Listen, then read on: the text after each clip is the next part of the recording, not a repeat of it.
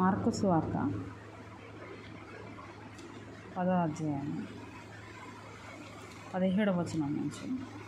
ఆయన బయలుదేరి మార్గమున పోవచుండగా ఒకడు పరిగెత్తుకుని వచ్చి ఆయన ఎదుట మోకాళ్ళుని, సద్బోధకుడా, నిత్య జీవమునకు వారసులగుటకు నేనేమి చేయుదునని ఆయనను అడిగాను. యేసు, నన్ను సత్పురుషుడని ఏల చెప్పుచున్నావు? దేవుడొక్కడే కానీ మరి ఎవడును సత్పురుషుడు కాడు. నరహత్య చేయవద్దు, వ్యభిచరింపవద్దు, దొంగిలవద్దు, అబద్ధము సాక్ష్యము పలకవద్దు, మోసపుచ్చవద్దు, నీ తల్లిదండ్రులను సన్మానింపము అను ఆజ్ఞలు నీకు తెలియను కదా అని అతనితో చెప్పాను. అందుకు అతడు, బోధకుడా, బాల్యం నుండి ఇవన్నీ అనుసరించుచునే ఉంటునని చెప్పాను. యేసు అతన్ని చూచి అతన్ని ప్రేమించి, నీకు ఒకటి కొదువగా ఉన్నది.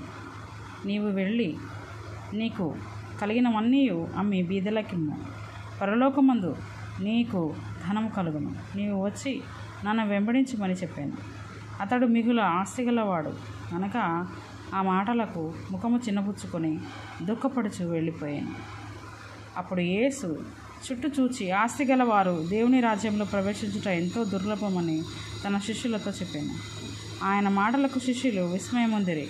అందుకు యేసు తిరిగి వానితో ఇట్లా నేను, పిల్లలారా, తమ ఆస్తి అందు నమ్మకముంచువారు దేవుని రాజ్యంలో ప్రవేశించుట ఎంతో దుర్లభము.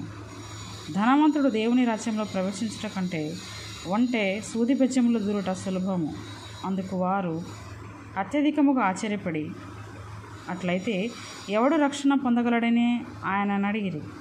యేసు వారిని చూచి, ఇది మనుషులకు అసాధ్యమే కానీ దేవునికి అసాధ్యము కాదు.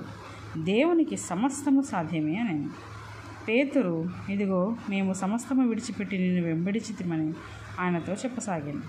అందుకు యేసు ఇట్లా నేను, నా నిమిత్తమును సువార్త నిమిత్తమును ఇంటినైనను, అన్నదమ్ములనైనను, అక్కచెల్లెండ్లనైనను, తల్లిదండ్రులనైనను, పిల్లలనైనను, భూములనైనను విడిచినవాడు ఇప్పుడు ఇహమందు హింసలతో పాటు నూరంతులుగా ఇండ్లను, అన్నదమ్ములను, అక్కచెల్లెండ్లను, తల్లులను, పిల్లలను, భూములను రాబోవు లోకమందు నిత్యజీవము పొందునని మీతో నిశ్చయముగా చెప్పుచున్నాను.